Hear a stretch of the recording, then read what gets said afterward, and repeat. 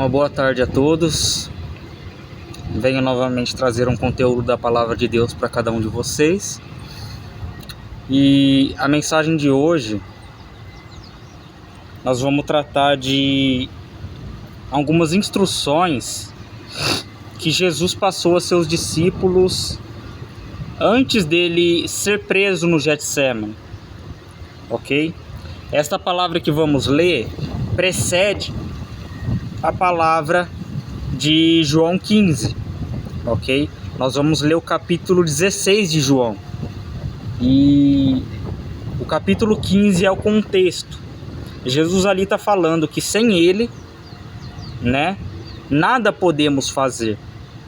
Não podemos pregar a verdade sem ele, não podemos viver uma vida santa sem ele, não podemos absolutamente nada sem ele. E a comparação que ele usa é a árvore e os seus galhos. Ele retrata a árvore como Jesus, a árvore como um todo, junto com a raiz. Este é Jesus. E os galhos ele representa como se fosse o ser humano, ok?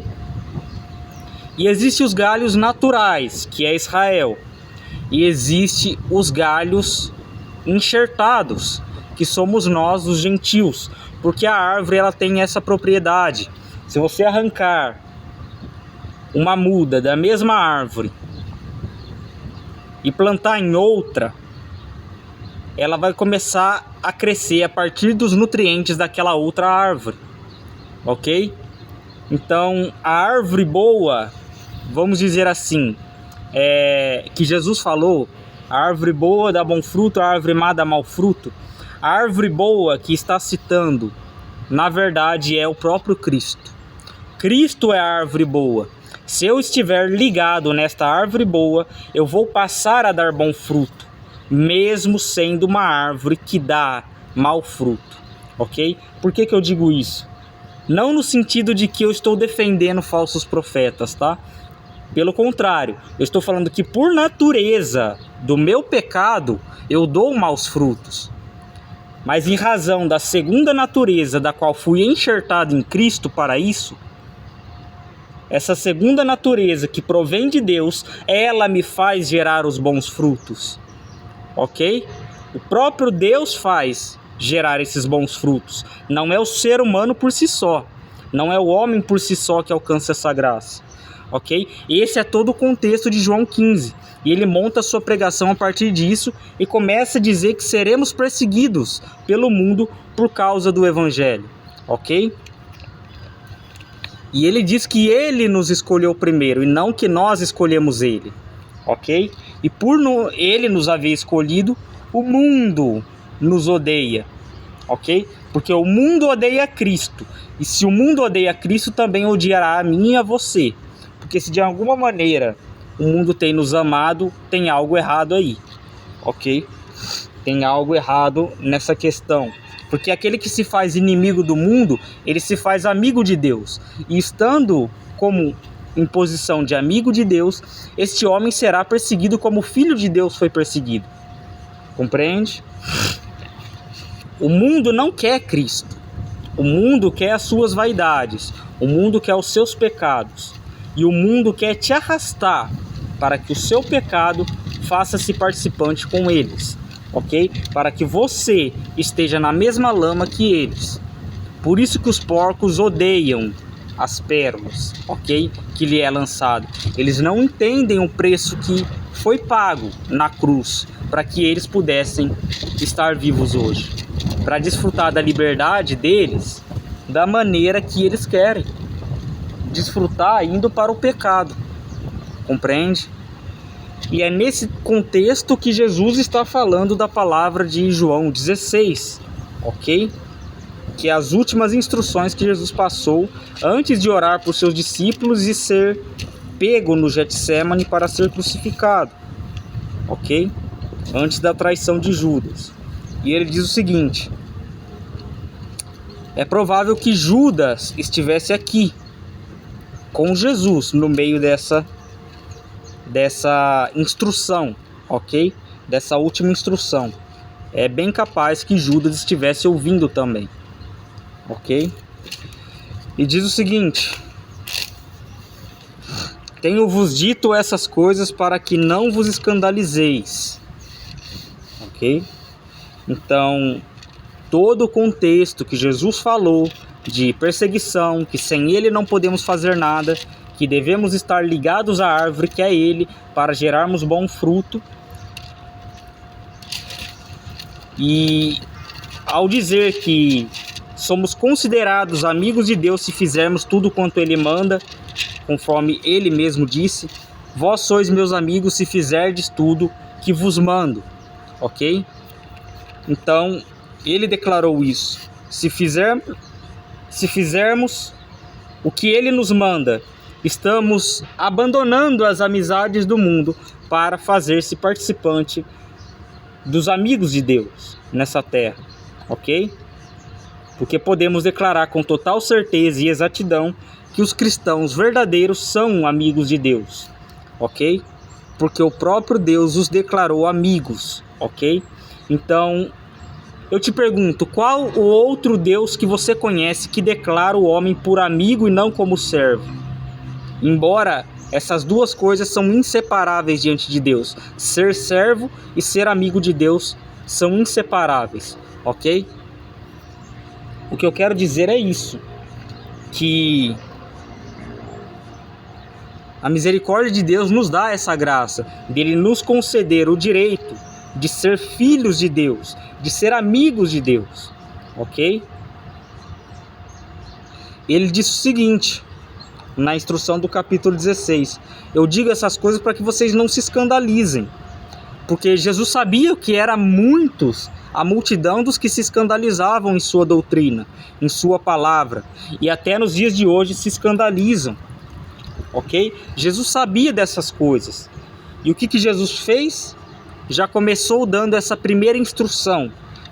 Eu digo essas coisas para que vocês não se escandalizem em mim, ok?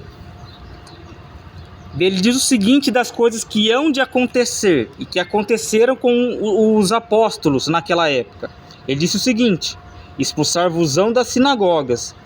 Vem mesmo a hora em que qualquer que vos matar cuidará de estar fazendo um serviço a Deus, ok? Ora, nós temos algumas religiões que perseguem o povo de Deus com o pretexto de estar fazendo um serviço para Deus, ok? Quais religiões são essas? Ok? O que eu posso dizer é, no fim, todas serão as mesmas. Todas serão perseguidoras da fé cristã. No fim, todas serão. Uma vez que o anticristo subjuga o mundo fica debaixo de sua vontade. Refrende sua vontade. Homens bons não poderão expressar a sua bondade, e os maus terão suas mãos fortalecidas para continuar fazendo mal. Não haverá verdadeira justiça na terra. Então, diante de tudo isso, o que Cristo está dizendo aqui? Que nós seremos perseguidos, e qualquer que nos matar pensará que estará fazendo um serviço para Deus, estará ajudando a Deus de alguma forma, como se o homem precisasse, como se Deus precisasse da ajuda do homem para alguma coisa. Ele não precisa, ok? Por isso que o próprio Jesus declarou que em sua palavra devemos ter essa disposição no coração, que depois de haver feito tudo quanto o Senhor nos pediu, nesta terra, a gente ainda sinta o seguinte em nosso coração: servo inútil somos, porque não fizemos nada mais do que nos foi ordenado, ok? E nós conseguimos entender que os homens que ultrapassam o mandato de Deus acabam por querer fazer com que a justiça de Deus pareça pouca, ok? O que Saul fez? Deus mandou dizimar uma nação inteira, mandou dizimar um povo inteiro, e não deixaria vivo criança, velho, mulheres, não deixaria vivo animais algum, e nem o rei. E o que Saul fez? Poupou o rei e poupou o melhor do rebanho para fazer um sacrifício para Deus. Nossa, Desse jeito parece que a ordem de Deus era pouca, né? Desse jeito parece que a ordem de Deus era na verdade algo razoável, né? Ao ponto de Saul querer oferecer um sacrifício para Deus daqueles animais, do qual ele mandou matar, achando que o sacrifício seria melhor do que obedecer a Deus. E aí surgiu a famosa frase: melhor é obedecer do que sacrificar. Ok? E outra, sem fé é impossível agradar a Deus. Qual que era a fé que Saul deveria ter? Matar tudo, não deixar nada. Ok? Matar tudo. Ele quis poupar. Tá vendo como que os homens muitas das vezes acham que a justiça deles supera a justiça de Deus? Se Deus está mandando você fazer uma coisa, faça. Não vá além e não faça menos do que ele pediu também. Faça na exata medida que ele pediu. Ok? Não vá além como Saul fez, querendo fazer um sacrifício de modo a querer agradar a Deus, sendo que a única coisa que agradaria a Deus naquele momento seria Saul obedecer e dizimar tudo aquilo, ok? E matar tudo que estava à vista que Deus mandou matar, ok? Este é o Deus bíblico, é um Deus que manda matar, ok? Logo, a gente consegue compreender que o versículo que diz não matarás na Bíblia não é literalmente só matar. Ok? Não é não matarás. Porque se Deus mandar matar, a pessoa vai ter que ir lá e matar. Como aconteceu no Velho Testamento, em meio às guerras. Compreende? Então, o que acontece? O não matarás é traduzido por não assassinarás. E como que você consegue decifrar se foi um assassinato ou se foi uma morte da qual a pessoa teve que fazer para defender a própria vida? Porque a Bíblia não é contra a legítima defesa, ok? Já deixando bem claro, a Bíblia não é contra a legítima defesa, ok? Só que ela dá algumas características. Se durante a noite vem uma pessoa para querer te matar, você não sabe se ela está armada, se não está, você tem por direito matá-la, ok? Uma vez que você não sabe se a pessoa está armada ou se não está, uma vez que está escuro, você não consegue reconhecer bem o que está diante de você, você tem por direito usar de agressão para defender a sua própria vida, ok? E o assassino é aquele que mata puramente porque tem o desejo de matar. Ele não mata para defender a própria vida, ele está ali matando por algo errado, geralmente para roubar, geralmente para matar a pessoa, entende? Geralmente por algo, ok? Sempre tem alguma intenção por trás do coração do assassino, ok? O cara não tá ali para defender a própria vida, o cara tá ali para tirar a vida do outro, para roubar os bens do outro, compreende? Porque ele mesmo não quer trabalhar para conseguir suas próprias coisas, ele quer viver de roubos, de furto, compreende? Ele quer viver essa vida. E o castigo que Deus traz sobre ele é isso. Assim que depois de haver roubado, ele mesmo será roubado por outro. Ok? Puxe na internet para você ver pessoas que foram roubar e após roubarem já foram roubadas também. Puxe na internet, você vai achar vários vídeos assim. Um homem acabando de sair de um estabelecimento que ele acabou de roubar, indo para entrar no carro, a pessoa rouba o carro dele e vem outra pessoa e rouba o que ele roubou da mercearia ainda. Ok? Ou seja, ele está colhendo na mesma moeda que ele plantou. O próprio Deus está punindo ele. Mas é uma punição que os homens querem ver com os próprios olhos. Compreende? Os homens não confiam na justiça de Deus a ponto de acreditar que Deus está punindo o mal, ainda que ele não veja. Porque, vamos falar a verdade, você precisa ter muito mais fé para crer que Deus está punindo o mal sem você ver, do que você estar vendo Deus punindo o mal e acreditar que ele está punindo o mal. Ok?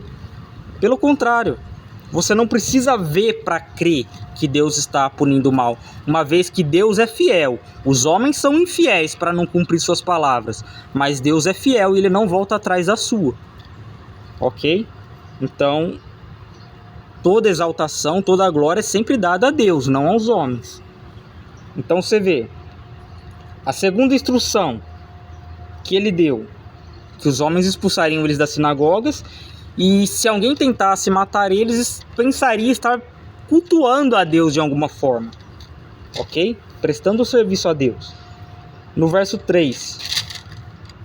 E isso vos farão porque não conheceram ao Pai nem a mim. Ou seja, a gente pode declarar por completo que os budistas não conheceram a Jesus e nem a vontade do Pai, porque se conhecessem, não praticariam as coisas que praticam, da forma que praticam, de forma farisaica, como os fariseus faziam naquela época, ok? Porque o budista, ele pode ser considerado um santo para os homens, né, entre aspas. Porque ele se refugia nas montanhas, e lá ele faz suas orações, e lá ele pratica seus jejuns, ele está afastado da sociedade, não entra em contato com ninguém, e ele acha que dessa maneira ele está agradando a Deus, quando Deus nos diz para amarmos ao próximo como a nós mesmos. E você acha que eu vou amar o próximo de tal modo que eu quero que ele saia para as montanhas junto comigo para ficar lá? De tal modo que ele abandone tudo e fique nas montanhas ali para se parecer mais espiritual, para encher a mesma medida dos meus pecados? De tal forma que esses homens fazem coisas boas a ponto de que eles se pareçam melhor do que os outros, evitando contato com outros seres humanos, achando que vai diminuir a sua energia, como eles dizem, né? Ora, Jesus, ele expulsou demônios.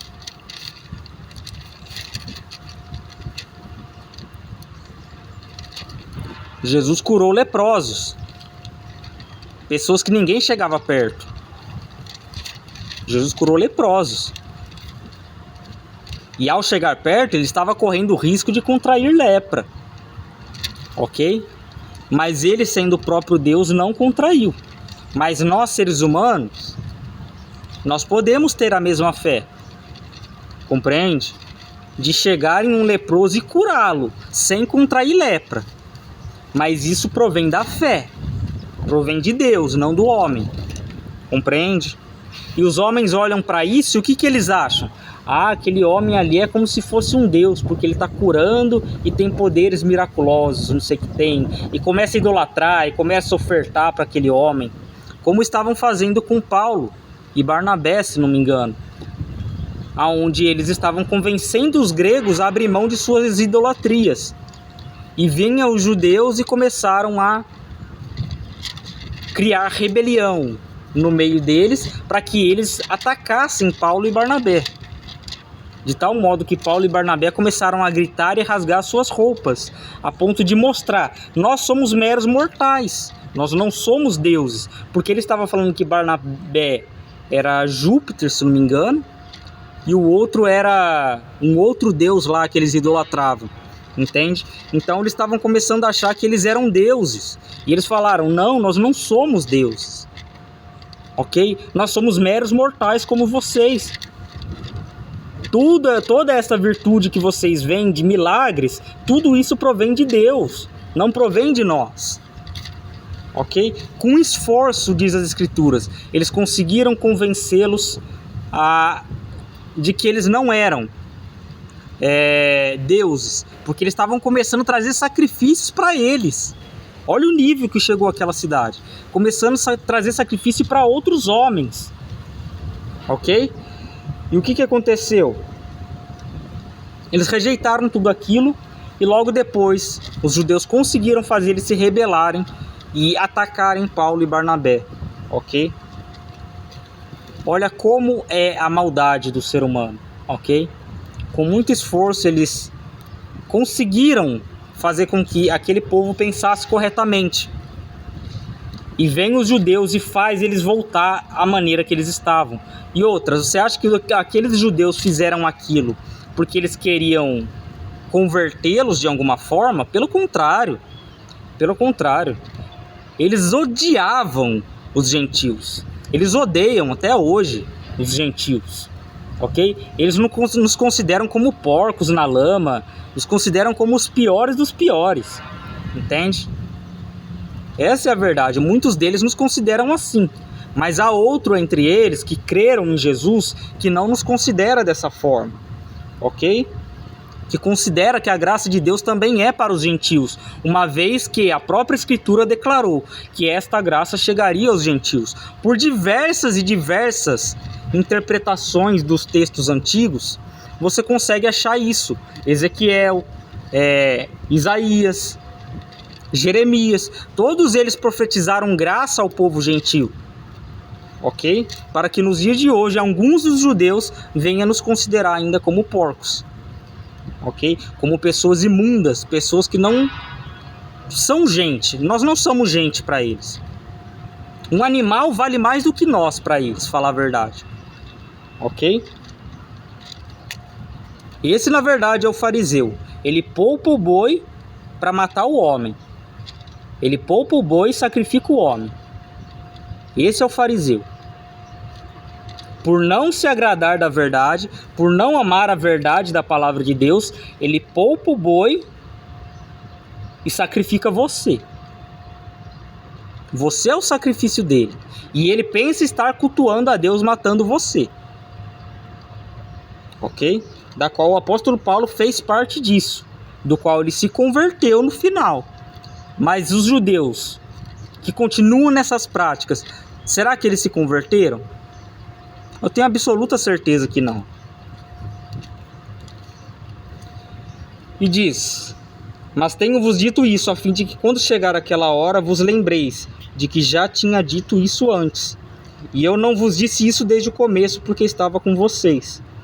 E agora vou para aquele que me enviou, e nenhum de vós me pergunta: para onde vais? Então Jesus estava anunciando que depois de sua morte e ressurreição, ele iria diretamente para o Pai e não voltaria mais à terra até o dado momento em que ele estabeleceu um dia, uma hora, um ano, um mês, do qual ele voltará. Ok?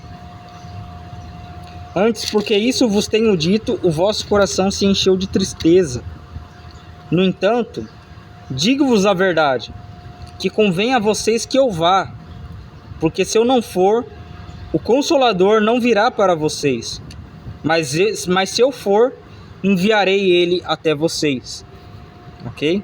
E quando ele vier, convencerá o mundo do pecado, da justiça e do juízo. Ou seja, esta é a missão do Espírito de Deus.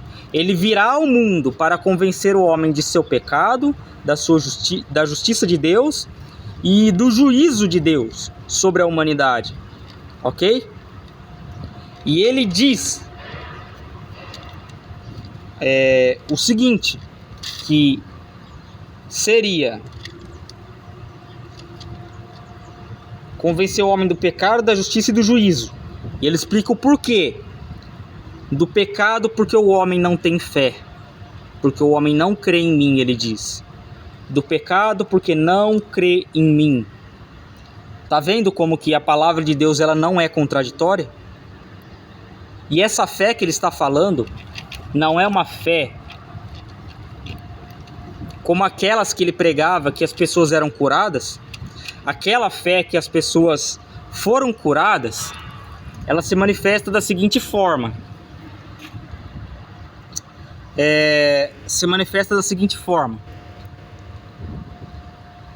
Eu tive fé para ser curado. Do que eu fui salvo? Do meu pecado? Não. Não fui salvo do meu pecado. Eu fui salvo da minha enfermidade. Eu fui livrado daquela enfermidade. Eu fui curado. É nesse sentido que Jesus disse: a sua fé te salvou. Ok? Não é no sentido de salvação espiritual. É no sentido de salvação física. Livrar de uma enfermidade física. Ok? Então, essa fé você acha aos montes no mundo. mas a fé para a salvação é muito escassa, ok? Deus dá a quem Ele quer. E por isso que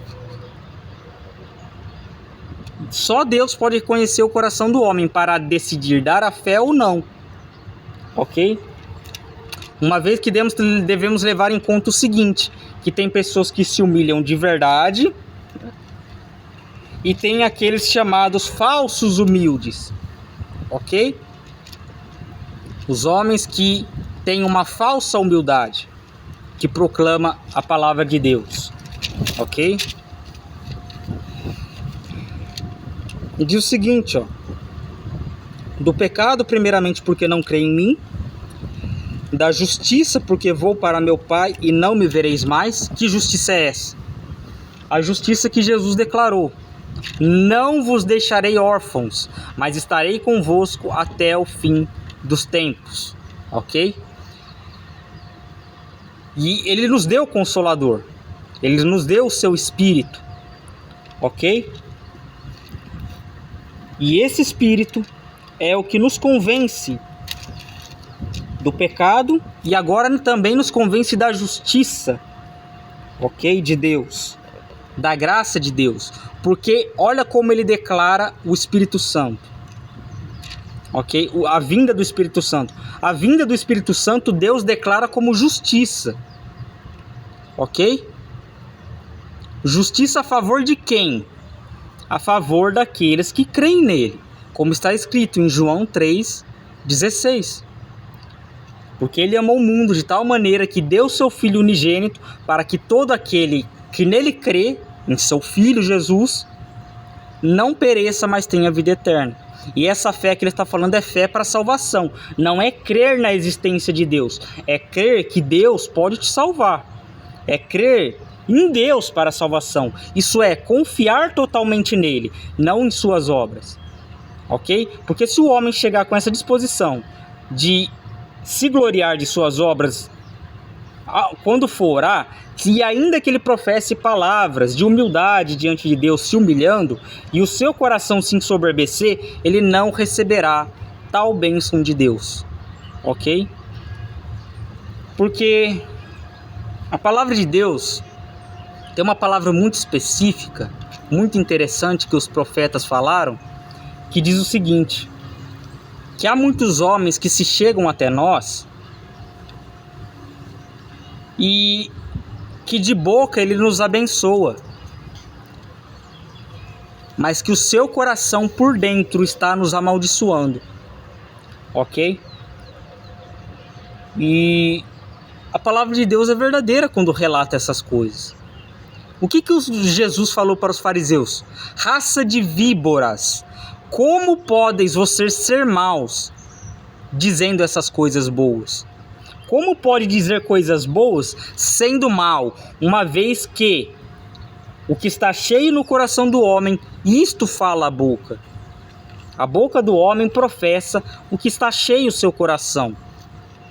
Como pode você, sendo maus, árvores infrutíferas, dizer essas coisas boas para mascarar as ruins? É isso que ele está falando. Quem vos instruiu a fugir da ira vindoura? Esse fugir que ele está falando é pegar um atalho, ok? É fugir por um momento. Ele sabe que ele não vai alcançar a salvação, mas ele também age como Satanás, não quer que outros alcancem. E o que Jesus falava dos fariseus? Que quando eles faziam um prosélito, eles tornavam aquele a quem eles evangelizavam pior do que eles. 2 vezes filho do inferno mais do que eles. Uma vez que eles se gloriavam de obras e levavam homens que deveriam confessar pecado, se humilhar diante de um Deus poderoso para condenar o homem, levar esses homens a se orgulhar de suas obras, se orgulhar de seus jejuns, se gloriar de fazer algo para Deus, ok? Eles levavam os homens a se gloriar de si mesmos, ok? Ainda que eles não professassem isso com a boca, o coração deles estava cheio dessa arrogância, ok?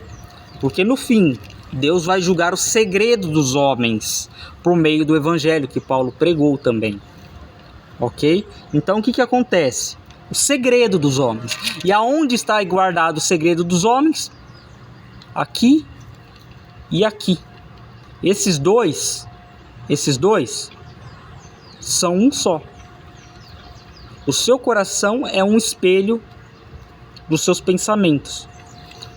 E o seu pensamento é um espelho também do que está no seu coração. Ok? E a sua língua é um instrumento para confessar isso. Sabe aquela pessoa desbocada que fala demais? Que outra hora solta as coisas que estão no coração dela? Que está conversando com um amigo aqui, está cobiçando uma mulher casada ali e fala isso no meio da conversa? Você acha que não é Deus revelando o coração desse homem para você? Você acha ainda que não é Deus deixando esse homem ir fundo no seu pecado, a fim de que com a boca dele ele revele o coração dele para você? Porque cada vez que abrimos nossas bocas para falar, estamos confessando coisas que estão no nosso coração. Coisas que são verdadeiras. Porque não existe homem nenhum que possa brigar com palavras com outro homem, discutir com palavras com outro homem, ficar bravo com outro homem no meio da discussão e dizer: eu fiquei bravo sem querer. Não, não existe isso. A intenção foi verdadeira, a fala foi verdadeira. Ok? Mas a questão é, se haver algum arrependimento verdadeiro, a pessoa não tornará mais a fazer a mesma coisa. Compreende? Então ele virá para convencer dessas três coisas, o Espírito Santo: do pecado, da justiça e do juízo. E da justiça porque ele iria para o Pai e não veríamos mais de maneira física Jesus, né? E do juízo porque já o príncipe deste mundo está julgado, ok? Por que ele fala já o príncipe desse mundo já está julgado? A gente é levado a entender o seguinte: se Satanás já está julgado nessas coisas, já está condenado por Deus, ele não tem opção senão apenas querer destruir a sua vida, ok? Querer te afastar do caminho da verdade. Porque existe duas coisas: existe a verdade e existe a mentira. E ambas as coisas têm personificações. A verdade sendo Jesus, que ele mesmo proclamou ser a verdade, e a mentira sendo a personificação de Satanás. Por isso que a Escritura o declara como pai da mentira, ok? Porque ele usa a verdade de Deus para enganar os homens, ok? E eu posso dizer o seguinte: Deus deixa ele usar a verdade de Deus para enganar os homens. Sabe por quê? Porque Deus sabe que as suas ovelhas não darão ouvidos a esses falsos profetas, ainda que eles pareçam muito bons em mascarar a sua mentira, ok? Uma hora ou outra a verdade de Deus é revelada e os seus escolhidos não caem na mão do tinhoso, né, do Satanás. Então é basicamente isso, entende? Desculpa aqui a expressão, né? Então o que eu posso dizer é basicamente isso, cara. Satanás está aí para destruir a nossa vida e Deus está aí para nos salvar, para nos livrar das artimanhas dele, porque é muito provável que uma filosofia ruim destrua o homem, um pensamento ruim destruir o homem, do que coisas que o homem sabe que é pecado e se afasta daquilo. É mais fácil uma falsa doutrina abrir portas para o pecado do que um próprio pecado em si ser uma porta, ok? Uma vez que o homem está resistindo por meio de Deus contra o pecado, a única artimanha que resta a Satanás é a artimanha de um pensamento errado, ok? Porque parte disso, pecado sempre partiu de um pensar de modo errado, pensar de um modo diferente das Escrituras, ok? Então, aquele que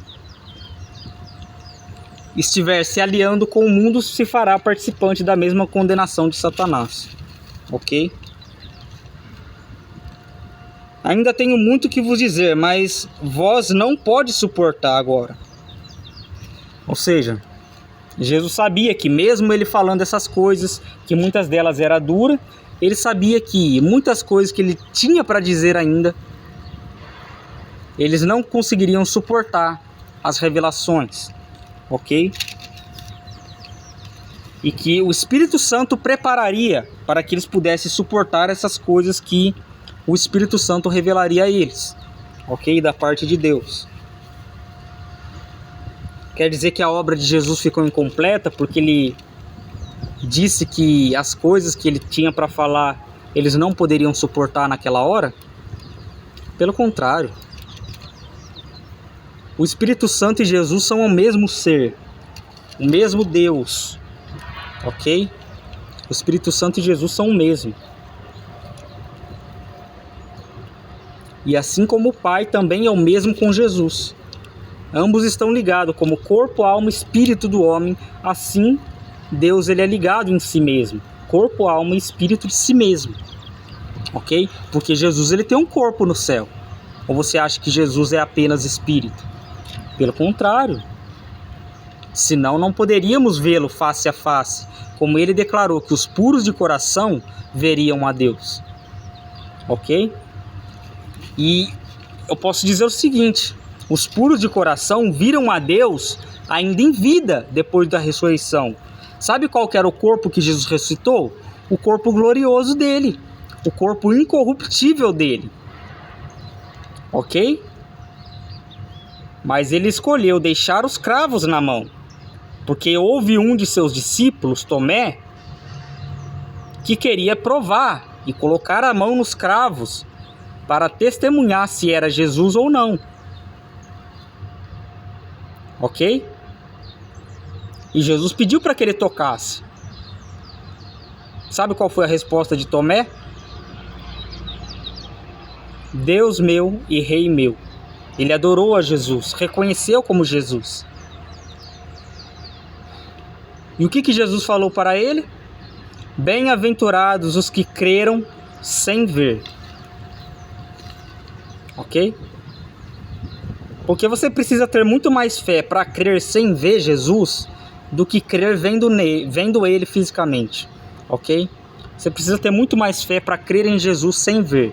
Por isso que Deus nos dá uma promessa, uma bem-aventurança, ok? Eu acredito que cada bem-aventurança contém uma recompensa de Deus para nós, ok? Há uma recompensa de Deus de crer nele sem vê-lo, compreende? Porque, tipo assim, se eu vejo Jesus por meio de revelação, como João viu, se eu vejo a Jesus dessa forma,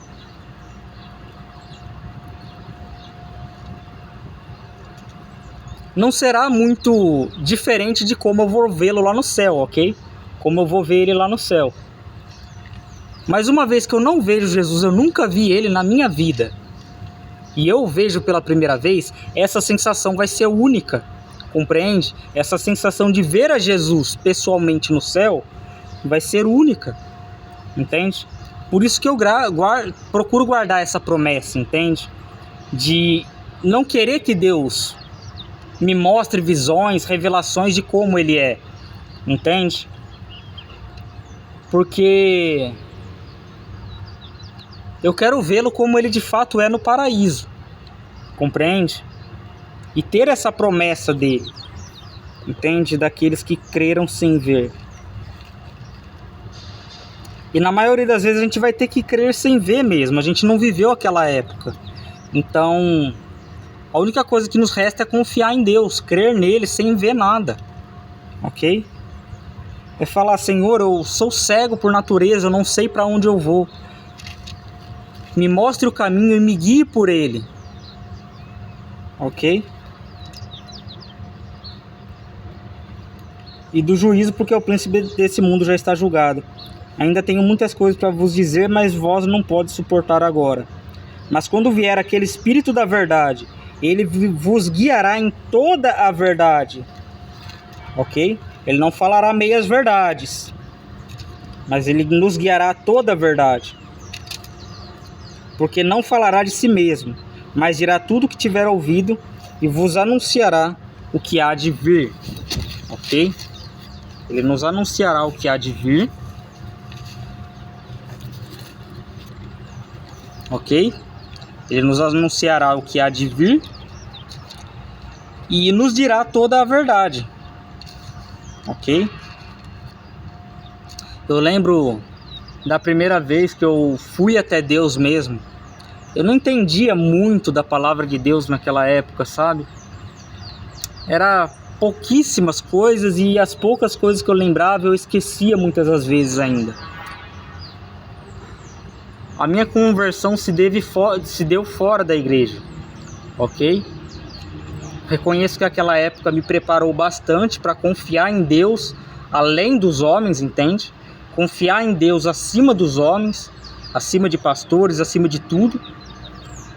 Aquela época foi muito boa para mim, para aumentar a minha confiança em Deus, ok? Tanto que eu confiava nele, porque eu reconhecia que se eu caísse estando fora da igreja, não teria ninguém para me ajudar a levantar, senão Deus. O que era uma perspectiva errada. Havia irmãos verdadeiros para me levantar. Só que Deus me preparou muito naquela época. E todas as vezes que eu caí, o Senhor me levantou. Ok? Então, se estou de pé, se permaneço de pé, é por causa da graça de Deus. Ok? Se vos manifesto o fruto do Espírito, é pela graça que me foi concedida por Deus, e não porque eu sou bom, para que vocês não tenham um pensamento em relação a mim, do qual vocês não devem ter, ok? Não me considerem como santo, ok? Mas eu sou pecador por natureza. E eu vou dizer outra vez aqui, já disse várias vezes em vários vídeos, mas eu torno a dizer que poderoso é Deus que nos santifica para nos declarar santos, mas nós mesmos não temos dignidade de nos chamar santos, uma vez que nós conhecemos os nossos pecados. Porque quem mais conhece o seu pecado é você mesmo. Então, depois de Deus, é só você que conhece melhor o seu pecado. Então nós temos que ter essa disposição que Jesus falou. Depois de haver feito tudo para Ele, ter essa consciência, servo inútil somos, porque não fizemos mais do que foi mandado. Ok? Ele diz o seguinte: Ele me glorificará, porque há de receber do que é meu e há de anunciar a vocês. Tudo quanto o Pai tem é meu, por isso disse que há de receber do que é meu e anunciar a vocês. Um pouco e não me vereis, e outra vez um pouco, e voltarão a me ver, porquanto vou para o Pai, né? Então alguns dos seus discípulos estavam murmurando com relação a essas palavras, e disseram o seguinte: que é isto que nos diz? Um pouco e não me vereis, e outra vez um pouco e ver-me-eis, porquanto vou para o Pai. Diziam, pois, que quer dizer isto? Um pouco. Não sabemos o que diz. Conheceu, pois, Jesus que queriam interrogá-lo, e disse-lhes: vocês estão perguntando entre vocês acerca disto que disse: um pouco e não me vereis, e outra vez um pouco e ver-me-eis. Na verdade vos digo que vocês choraram, vocês vão chorar, né? E vos lamentar, e o mundo se alegrará, e vós estareis tristes, mas a vossa tristeza se converterá em alegria. Ok? Creio eu que essa palavra que Jesus está falando, que eles vão se entristecer e o mundo vai se alegrar, mas que outra vez ele tornaria a vê-los, né? E a tristeza se converteria em alegria. Tem duas representações aqui, e as duas estão corretas, ok?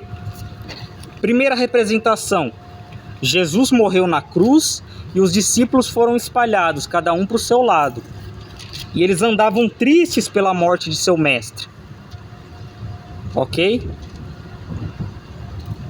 E alguns estavam com incerteza da fé, até Jesus aparecer para eles em vida e eles se alegrarem, ok? E serem espalhados pelo mundo todo para pregar o evangelho e sofrer a morte que sofreram, não negando a fé. Então, o que eu quero dizer é isso. A primeira parte é essa. Jesus voltou a encontrá-los. Quando Jesus falou, quando perguntado pelos seus discípulos, por que nós não jejuamos, mas os discípulos de João e dos fariseus jejuam? Jesus falou o seguinte: pode a noiva se entristecer enquanto o noivo está com ela? Aqui é a retratação da igreja, né? Pode a igreja estar triste enquanto o noivo está aqui nesse mundo fisicamente conosco? Não, porque há alegria pela vinda do noivo, a primeira vinda, né, de Jesus, que foi para morrer pelos nossos pecados.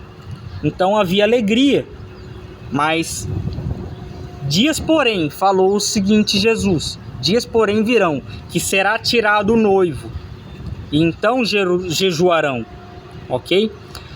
O que é o jejum? Vamos lá. Jejum é um abatimento de espírito, ok? Bem-aventurados os pobres de espírito, porque eles serão... se eu não me engano é consolados, não me lembro bem, né? Eu acho que é bem-aventurados os pobres de espírito, porque deles é o reino dos céus, se não me engano, ok? Eu acho que é essa palavra. Mas diz o seguinte: o jejum, ele nada mais é do que abstinência voluntária de alimento em razões específicas, em momentos específicos da nossa vida, ok? Não é um jejum para ser feito o tempo todo, ok? O jejum que é feito o tempo todo, geralmente, ele não contrita o coração do homem. Ele não quebranta o orgulho do homem. Pelo contrário, o jejum que é feito como disciplina, geralmente tende a tornar o homem arrogante, orgulhoso. Ok? O mais natural é isso. É tornar o homem arrogante e orgulhoso. E religioso, né? Que seria o legalista, o fariseu. O jejum por disciplina torna o homem fariseu. Ok?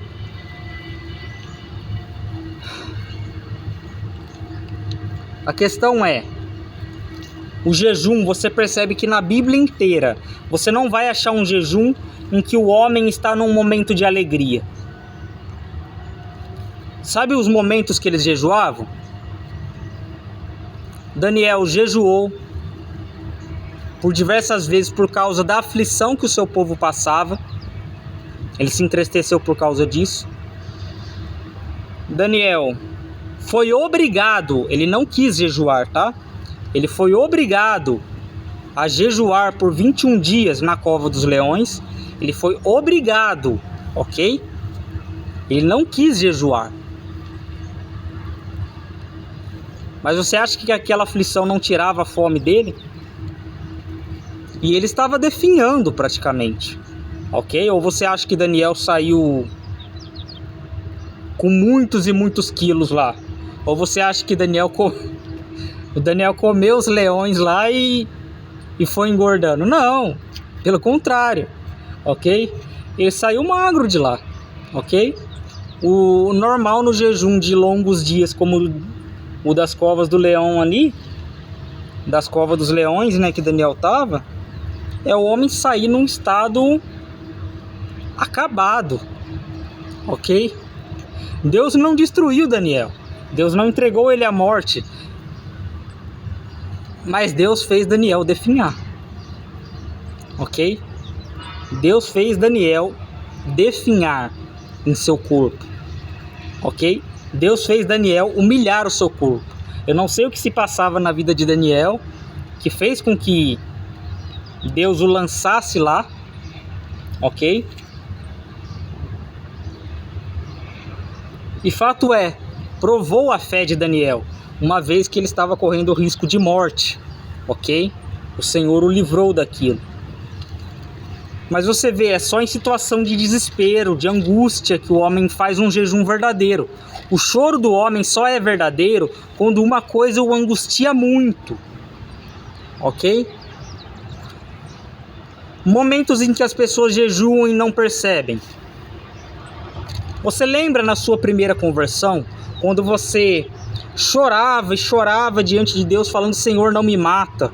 Senhor, permita que eu viva para que o Senhor me converta dos meus pecados, para que eu não seja lançado no inferno. Você lembra quando você chorava e se angustiava dia após dia por causa dos seus pecados?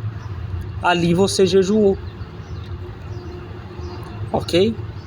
Ali naquele momento você jejuou. Ainda que você comesse o alimento, não era muito prazeroso comê-lo. Ok? O jejum ele é sempre acompanhado de um quebrantamento. Ok? O jejum não é um voto que tem prazo de validade. Ok? Porque a sua tristeza pode durar muito tempo. Muito tempo. Então não é algo que tem um prazo de validade. Ok? O jejum são angústias que vêm ao coração do homem que leva ele a perder a fome. Não é que ele não quer comer, é que ele não tem fome. É aqueles momentos que a gente está angustiado, desesperado, que a gente não consegue comer. É isso o jejum. Esse é o verdadeiro jejum. Compreende? Então, se você não está triste, não jejue. Não jejue se você não estiver triste. Se não tiver alguma coisa te afligindo muito, momentos em que você pode jejuar. Momentos em que seu filho está no hospital entre a vida e a morte. Não é um momento para jejuar?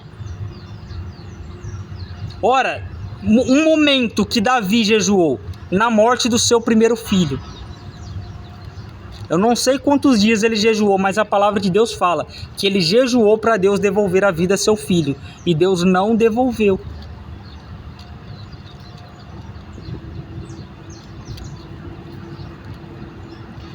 Você sabe o que é isso? Você chorar diante de Deus, angustiado, pedindo para que Deus traga a vida de novo ao seu filho.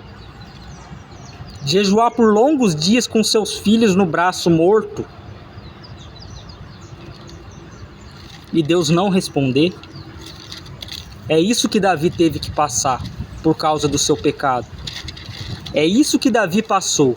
Agora eu te pergunto, nós não temos angústias grandes igual Davi teve como essa, de perder seu filho, de implorar a Deus para que devolvesse vida e não devolveu.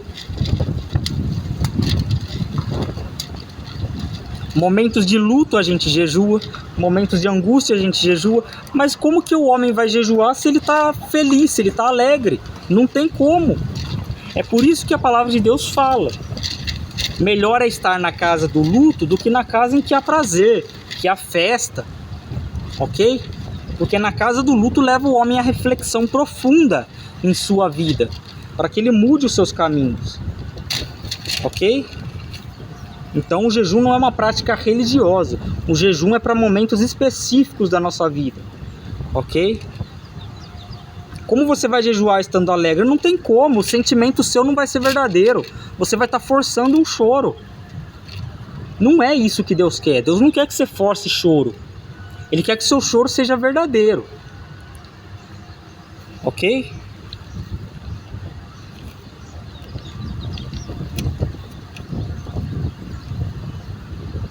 Então é disso que Jesus está falando, que eles se lamentariam por Jesus estar morto, mas quando Jesus ressuscitasse, eles voltariam a estar alegres, né? Isso seria o jejuar aqui, entende? E diz: a mulher, quando está para dar à luz, sente tristeza porque é chegada a sua hora. Mas depois de ter dado à luz a criança, já se lembra da aflição pelo prazer de haver nascido um homem no mundo. O que eu posso dizer é o seguinte: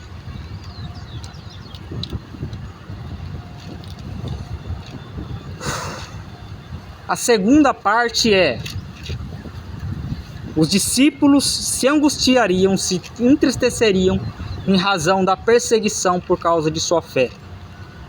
E isso seria um choro, seria uma angústia verdadeira diante de Deus, ok? E quando eles morressem por sua fé, eles encontrariam verdadeira alegria no paraíso, vendo Jesus no paraíso. E essa alegria nenhum homem poderia tirar deles mais. Compreende?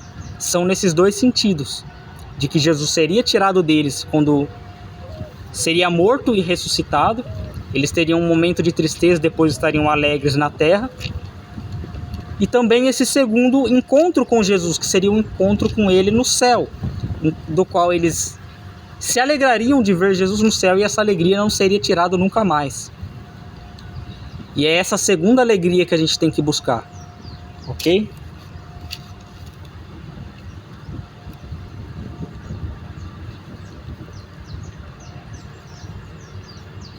Assim também vós agora, na verdade, tem tristeza, mas outra vez vos verei, e o vosso coração se alegrará, e vossa alegria ninguém tirará, ok?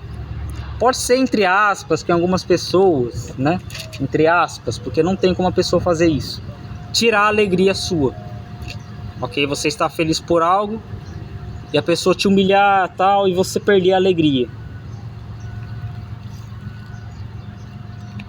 Ora, nós cremos que tudo é Deus, ok? Que se de alguma maneira a nossa alegria for tirada, Deus a tirou de nós, em razão de alguma coisa, da qual devemos buscar na presença de Deus, saber o porquê disso, entende? Então ele está falando isso. Que ele diz o seguinte também: naquele dia nada me perguntareis, na verdade vos digo, que tudo quanto pedires a meu Pai em meu nome, Ele vos dará.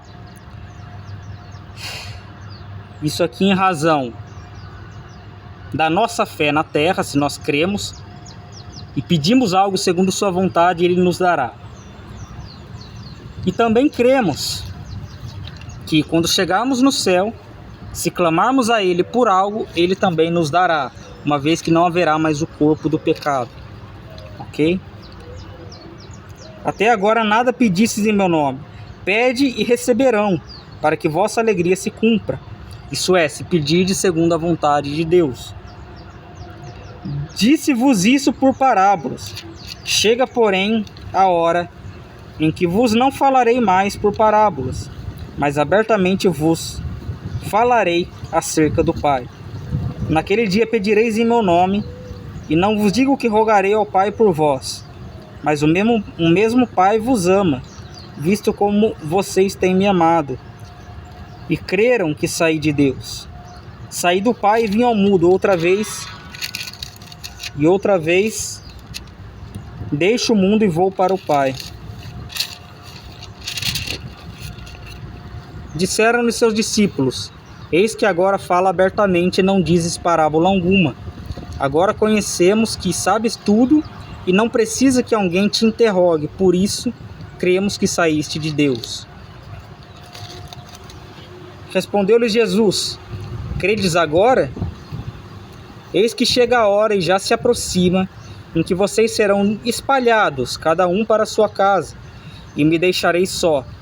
Mas não estou só, porque o Pai está comigo. Tenho-vos dito isso para que em mim tenhais paz.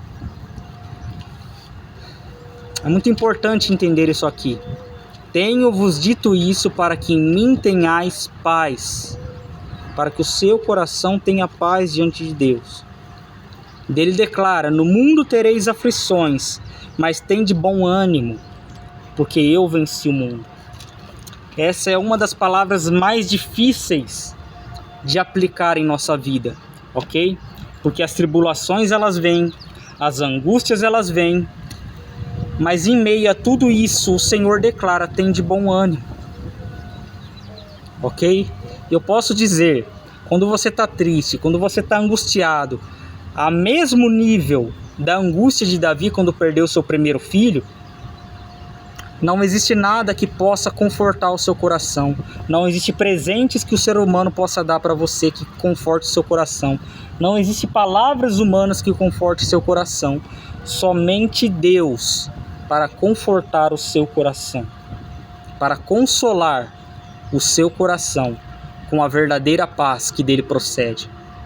Somente Deus, somente Deus. Porque o coração do homem pode ficar angustiado por muitos e muitos e muitos dias. O homem pode chorar e chorar e chorar por muitos e por muitos dias. Ok? Mas no final, por mais angustiosa que seja a vida do homem, ele não se desesperará. Ele não procurará tirar a sua vida, porque a paz que excede todo entendimento, a paz de Deus, o consola. Pode ser que no mundo você chore e não tenha ninguém para te abraçar, não tenha ninguém para te acolher, não tenha ninguém para consolar a sua dor. Mas eu não conheço outro melhor do que Deus para consolar o homem em suas angústias, em suas tristezas e em suas lutas diárias. Não conheço outro melhor do que Ele. Por isso que a palavra de Deus declara também muitas das vezes que o homem sem instrução ele cai muitas das vezes, mas aonde há multidão de conselheiros, ali o homem se perpetua em seu propósito, com Deus.